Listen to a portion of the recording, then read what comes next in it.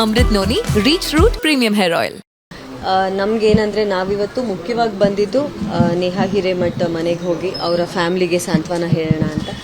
So ನಾವಿಲ್ಲಿಗೆ ಬಂದಾಗ ನಮಗೇನಂದ್ರು ನಮಗಾಗಿರೋಂಥ experience ಯಾರಿಗೂ ಆಗಬಾರ್ದು ಅನ್ನೋ ಒಂದು ಮನಸ್ಥಿತಿಯಲ್ಲಿ ನಾವಿದ್ದಾಗ ನಮಗೆ ಜೋಶಿ ಸರು ಕೂಡ ಟ್ವಿಟ್ಟರಲ್ಲಿ ಆಗಲಿ ಅವರು ಕೂಡ ನಮ್ಮ ವಿಷಯದ ಬಗ್ಗೆ ಮಾತಾಡಿದ್ದಾರೆ.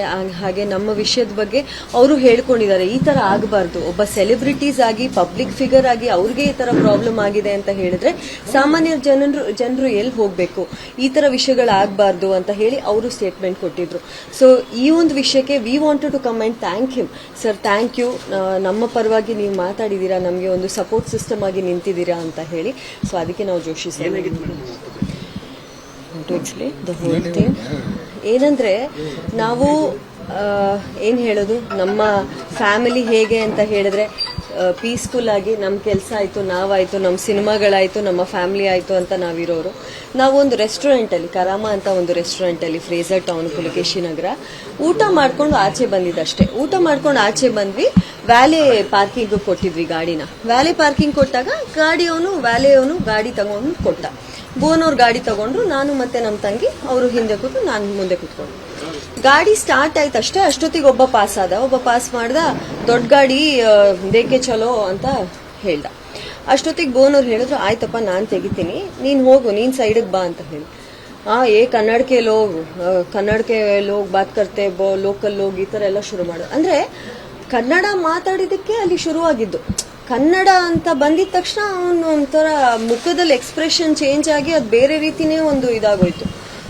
ಒಂದೇ ಸತಿ ಅಟ್ಯಾಕ್ ಮಾಡ್ಲಿಕ್ಕೆ ಬಂದ. ಹಾಗೆ ಇವರಿಬ್ರು ಮಾಡಿದಾಗ ನೋಡ್ತಾ 7 ಜನ ಆಯ್ತು, 10 ಜನ ಆಯ್ತು, 20 ಆಯ್ತು, 30 ಆಯ್ತು, ಜನ ತುಂಬ್ತಾನೆ ಇದ್ದಾರೆ. ಇವ್ರು ಗಾಡಿಯಿಂದ ಇಳಿದು ಸಹ ಇಲ್ಲ. ಮತ್ತೆ ಇವ್ರ ಕತ್ತಲ್ಲಿ ಒಂದು ಗೋಲ್ಡ್ ಚೈನ್ ಹಾಕೊಂಡಿದ್ರು. ಒಬ್ಬ ಡೈರೆಕ್ಟ್ ಬಂತು ಕತ್ತಿಗೆ ಕೈ ಹಾಕ್ದ. ಸೊ ಇವ್ರಿಗೇನೋ ಒಂಥರ ಜಾರ್ದಂಗ, ಅಲ್ಲಿ ಅಷ್ಟು ಜನರನ್ನ ಅವಾಯ್ಡ್ ಮಾಡ್ತಿದ್ದಾರೆ, ಇದೆಲ್ಲ ಆಗ್ತಿದೆ, ಮಧ್ಯದಲ್ಲಿ ಏನೋ ಜಾರ್ದಂಗ ಆಗ್ತಿದೆ. ನನ್ನ ಕೈ ಕೊಟ್ಟರು, ಚೈನ್ ಜಾರ್ದಂಗ ಆಗ್ತಿದೆ ನೋಡಿದ್ರೆ ಚೈನ್ ಕಟ್ ಆಗಿದೆ. ಅವಾಗ ನಮ್ಗೆ ಗೊತ್ತಾಯ್ತು ಇವ್ರು ಚೈನ್ ಸ್ನ್ಯಾಚ್ ಮಾಡ್ಲಿಕ್ಕೆ ಬಂದಿದ್ದಾರೆ. ಒಂದು ಕನ್ನಡ ಮಾತಾಡ್ಲಿಕ್ಕೆ ಅವಹೇಳನಕಾರಿ ಮಾತಾಡ್ತಾರೆ, ದೌರ್ಜನ್ಯ ಮಾಡ್ತಾರೆ. ಇಮಿಡಿಯೇಟ್ ನನ್ಗೆ ಗೊತ್ತಿರೋ ಒಬ್ರು ಇನ್ಸ್ಪೆಕ್ಟರಿಗೆ ಫೋನ್ ಮಾಡಿದೆ, ನಾನು ಸ್ಪೀಕರ್ ಅಲ್ಲಿ ಹಾಕ್ದೆ. ಯಾವಾಗ ಒಬ್ಬ ಇನ್ಸ್ಪೆಕ್ಟರ್ ಮಾತು ಕೇಳಿದ್ರು ಇವ್ರು ಮೆತ್ತಿಗೆ ಜಾಗ ಖಾಲಿ ಮಾಡಿದ್ರು. ಸೊ ನಾನು ಹೇಳೋದು ಇದು ಹೆಂಗೆ ಅಂದ್ರೆ, ಆಮೇಲೆ ಅಲ್ಲಿರೋ ಜನ ಸಮಾಧಾನ ಮಾಡಿ ಏನಾಗಿಲ್ಲ ಸರ್, ಹೋಗಿ ಅಂತ. ನನ್ನ ಜೀವನದಲ್ಲಿ ನಾನು ಮಾತ್ರವಲ್ಲ, ನನ್ನ ಕೂದಲು ಕೂಡ ಆಗಿರ್ಬೇಕು ಸ್ಟ್ರಾಂಗ್ ಅಂಡ್ ಸ್ಟೈಲಿಶ್. ಬರೀ Amrut noni reach root premium hair oil ನೊಂದಿಗೆ. Reach root premium hair oil. ನಾನು ಹೇಳೋದು, ಈ ದೌರ್ಜನ್ಯ ಅನ್ನೋದಿದೆಯಲ್ಲ, ಇದು ನಡಿಬಾರ್ದು. ಏನಂದ್ರೆ ಹೆಣ್ಮಕ್ಳಿದ್ದಾರೆ, ಫ್ಯಾಮಿಲಿ ಇದ್ದಾರೆ ಅಂದಾಗ ಒಬ್ಬ ಗಂಡಸಿಗೆ ಏನ್ ಅನ್ಸುತ್ತೆ, ಮೊದ್ಲು ನಾನು ನನ್ನ ಹೆಣ್ಮಕ್ಳನ್ನ ಸುರಕ್ಷಿತವಾಗಿ ಮನೆ ಕರ್ಕೊಂಡು ಹೋಗಿ ಬಿಡ್ಬೇಕಪ್ಪ ಅಂತ ಇರುತ್ತೆ. ಅದನ್ನೇ ಇವ್ರು ಅಡ್ವಾಂಟೇಜ್ ಆಗಿ ತಗೊಂಡು ಏನ್ ಮಾಡ್ತಾರೆ, ಇವಾಗ ಇದೇ ಒಬ್ಬ ಹುಡುಗ ಇನ್ನೊಂದು ಹುಡುಗ ಜೊತೆ ಬಂದ್ರೆ ಅವ್ನು ಇಳಿತಾನೆ, ನಂಗೆ ಹೊಡಿತಾನೆ, ಜಗಳ ಆಗುತ್ತೆ. ಬಟ್ ಇಲ್ಲಿ ಹೆಣ್ಮಕ್ಳಿದಾರಲ್ಲ, ಇವ್ರೇನು ಮಾಡಲ್ಲ ಅಂತ ಹೇಳಿ ಇವರು ದೌರ್ಜನ್ಯ ಮಾಡೋದು, ಆಮೇಲೆ ಕನ್ನಡ ಮಾತಾಡಿದೀರಾ ಅಂತ ಹೇಳಿ ಹೊಡಿಯಕ್ ಬರೋದು. ಸೊ ಇಂಥದ್ದೆಲ್ಲ ನಡಿಬಾರ್ದು.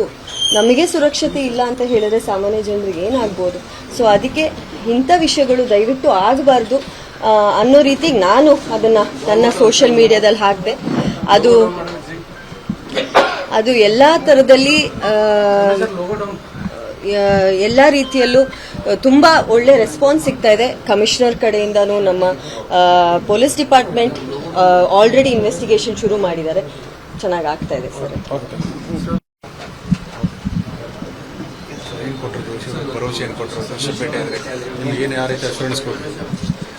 ನಾವು ನಿಮಗೆ ಗೊತ್ತಿರೋ ಹಾಗೆ ಜೋಶಿ ಸರ್ನ ಭೇಟಿಯಾಗಿ ನಮಗೇನು ತೊಂದರೆ ಆಯಿತು ಅದ್ರ ಬಗ್ಗೆ ಹೇಳಿದ್ದೀವಿ.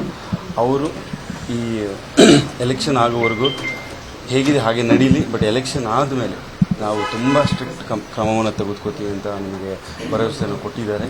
ಸೊ ಹಾಗೆ ನಾನು ಇನ್ನೊಂದು ವಿಷಯ ಹೇಳಬೇಕು, ನಮ್ಮ ಕರ್ನಾಟಕ ಬೆಂಗಳೂರು ಪೊಲೀಸ್ ಅವರು ಕೂಡ ತುಂಬ ಅದ್ಭುತವಾದ ಕೆಲಸಗಳನ್ನು ಮಾಡ್ತಾ ಇದ್ದಾರೆ.